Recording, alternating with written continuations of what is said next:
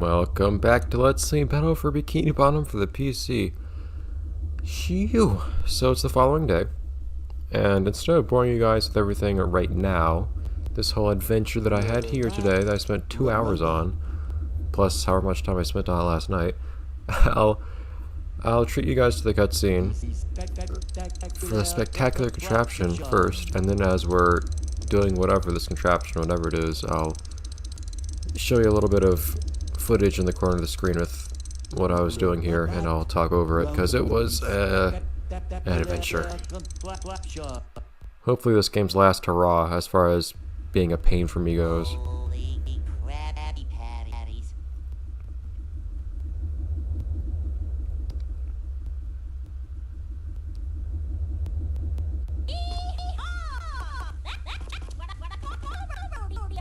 Sandy, your helmet's still a little fogged up.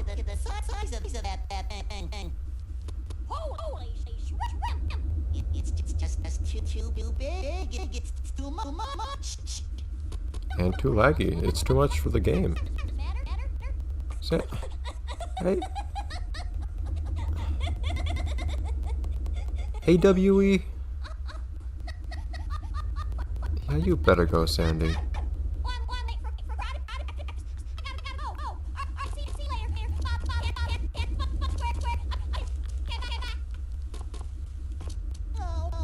Yeah, Sandy makes an awkward joke and immediately excuses herself.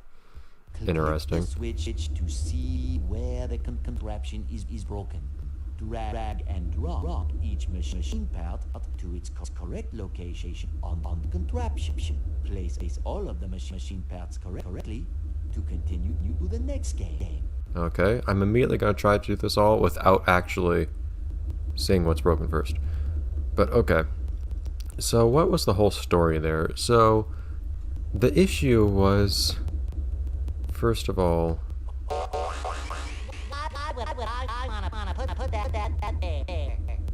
the issue was, well, one, that the game was just hard. And actually, it is, as far as I can tell, fairly difficult. I ended up looking up other people playing it, and a lot of people seem to have a hard time with it too. That same minigame. And for me, it's even harder because I'm playing this on a laptop with a trackpad instead of a normal mouse, which makes those kinds of movements even harder. What would one do there? I should probably actually show these so you can see how it fails each time, because those are actually going to be unique scenes every single time. I want to acknowledge all the scenes you created for us, AWE. I acknowledge I admire your work. But so life was harder for me than it would be for most other people playing the game.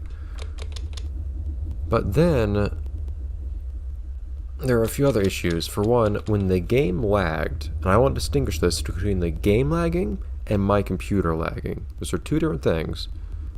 One is the virtual hardware not being good enough for the game. The other is my physical hardware, my actual computer not being good enough for the game. Remember that I'm running this on a virtual machine, Windows 98. When the game lags, that is when the virtual hardware is not good enough. I have no idea what to put here, by the way. Oh, I see. Missing chain. It starts to bug out. And one of the bugs is enemies seem to spawn way faster, and that makes the game impossible. Grotesquely so. So what I tried to do last episode when I tried to make the game a little bit more playable for myself was... what did I put on that hook? I don't want to do that. I can tell what's going to happen. I don't think it's going to teach me much. Okay, that's not how physics works. That should have some momentum. But okay, inertia. Every time I play one of these videos, I lose my train of thought. Conveyor belt. So what I tried to do is I tried to make the game lag less, which would also make my computer lag, but it would make the game lag less so that it wouldn't be as buggy. And I almost managed to complete the level that way. And I emphasize almost. I got really close. I don't want to do that. I think I got to the last room actually before I lost on the one try. And I would have saved myself hours if I had gone through then, but oh well. So, off screen, later, the next day, I had another idea. How about instead of trying to make the game run better, we try to make it run worse? Because I noticed that in some cases, when I would have an enemy reach me, the enemy would just stay on top of me. It wouldn't actually do anything to me. Okay, how that bounce? Okay, that's some strange physics. Game, AWE, I like you, but I don't trust in your understanding of what physics is. I noticed that sometimes the enemies would just go on top of Sandy and not do anything. The game would not seem to register that an enemy had collided with Sandy. You might remember we've run into that issue before when we were in the Flying Dutchman's graveyard, at which point there was only ever one reference to the Flying Dutchman I noticed in the very opening of that area, and none afterwards for some reason. But what happened was, whoops. Oh, that's interesting, it cuts forwards.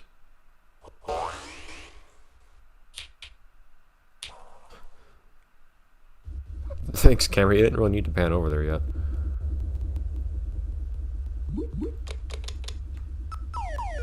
I'm not gonna be sad, because now we're gonna abandon the one ball that we've been working with so far here.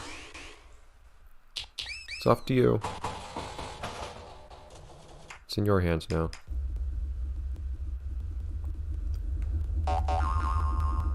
So, every time I say something, I lose my train of thought. Where was I? Yes, so in the Flying Dutchman's graveyard on the last minigame, the pirates had clipped through the boat, you saw, because the game was lagging. Well, it's the same thing in Robot Roundup, Roundup, when enemies were reaching Sandy and not registering as colliding with her because the game was lagging. So my thought process was, let's make the game lag more so that always happens, so that Sandy's effectively invincible because the game won't register that enemies are colliding with her. So I tried that. I tried running the game with really, really bad hardware, which my computer could run just fine, so my computer wouldn't lag, but the game would lag because the hardware, the virtual hardware, isn't good enough. So the game would get super glitchy, and actually got really bad, really glitchy, and I'll try to remember to put up a little bit of footage of that, because it's actually kind of funny to see. Sandy and the enemies cannot walk in straight lines even. And of course it was extremely choppy, and enemies would spawn extremely quickly. It was weird, and it would get extremely laggy. But a lot of the time, maybe like 3 times out of 4, if an enemy reached Sandy, it wouldn't actually register, which is perfect. It just sits there. But that's not really good enough, because I need to have enemies basically never register as hitting Sandy. But the problem was, even at that point, the game was to where, because the processor was so bad, whenever I would try to lasso a couple enemies at once, like if a bunch of enemies had reached Sandy, I just tried to lasso around Sandy, she would lasso around them, and then it would just never stop. The game couldn't process lassoing multiple enemies, so I had to give up on that, but it was kind of funny. My idea then was actually to have a really bad processor to make the game lag so that enemies could go through Sandy, and then switch out to a better processor so that she could actually lasso them. Because something really strange that this emulator lets you do, this virtual machine software lets you do, is it lets you, I have no idea what to put there, is it lets you I don't think that's a good idea. hot swap your processor, which is an extremely strange idea. What doesn't put there? And it has a tendency to blue screen the computer actually, but you can do it for some reason. And actually, I did that last episode, in fact, on screen at one point. So this is the craziest stuff I was thinking of doing. Unfortunately, this program, being kind of primitive by virtual machine standards, does not let you do things like making save states, which would have solved all my issues immediately. So I could have just made snapshots or save states.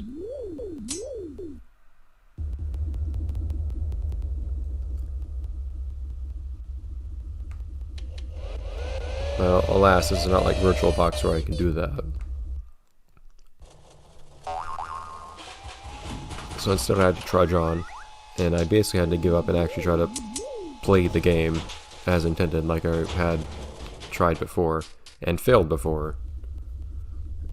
So, one thing I did was I actually updated this program, because I didn't realize I didn't have the most recent version of the program, to see if... I don't think that's a good idea. to see if it would have any more features that might be helpful to me, or if it would just run better. And I think it runs better. It has a couple new processors I can use too, which is nice. And I was actually using one. Actually, I was using one of the new processors that came in this version in the footage when I recorded when I actually completed the game, and I'll show it on screen now. I'm actually completing the final room, and you can see the game looks like it's still lagging because my computer's lagging, but the game's running well. That was a 300 megahertz processor I was running on, I think, which this game still requires at least 333 megahertz, I think, supposedly. But it's the best I could get, so well. But so the game was running alright, but my computer was lagging. So that meant the game wasn't glitching out because the game wasn't lagging, but my computer was running it slow. So I basically got to play the game in slow motion, which made it easier, so I was actually able to finish the game, only having lost, I think, one life the whole time. Which is a pretty stark contrast to all my attempts prior. But that was the great adventure, 2-hour adventure today that was that whole ordeal. But they make videos for all of these things happening. They made videos for all of these states. How much space did that take up on the disk, just making the videos for this one game? Why'd they do that? I'm gonna watch them. Just to acknowledge all their work in using like half the disk space for these videos.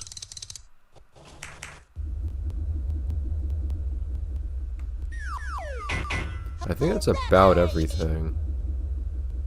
There was something else weird that I did at one point during that. Darn it, I was forgetting what it was. I was thinking to myself, I'm probably gonna forget to mention this. And I'm forgetting to mention it. I also was updating the program I was thinking of. I think that might have been it. Oh well. But, so this game has been... It's been quite the ordeal for me. My god.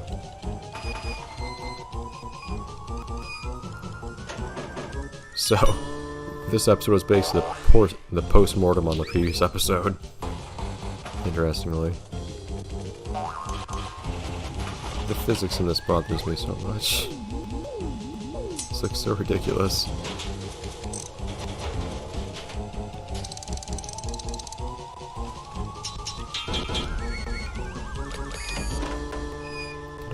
Actually reminds me of the rolling ball. It's like the rolling ball puzzle in the console version, actually. Huh. Anyways, I'll see you guys next time on the next episode.